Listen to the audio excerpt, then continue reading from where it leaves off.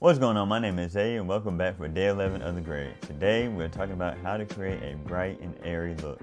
So I'm gonna take away the grade here. So this is the raw footage, and in this video she's supposed to be an angel, so we want to create that angelic vibe within our visuals. So I'm gonna bring back the grade. So I'm gonna walk you through what I did to create this. As you see, we're still working within our same power grade that we've learned before.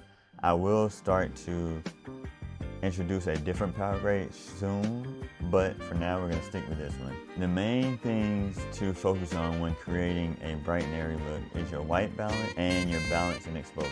So I'm going to turn off my white balance here. This is the footage without any kind of white balance color correction, and this is without the balance and exposure though. I'm going to turn on the balance. I'm going to show you what I did here. I'm going to lift the shadows to 0.6, so I don't want any pure blacks.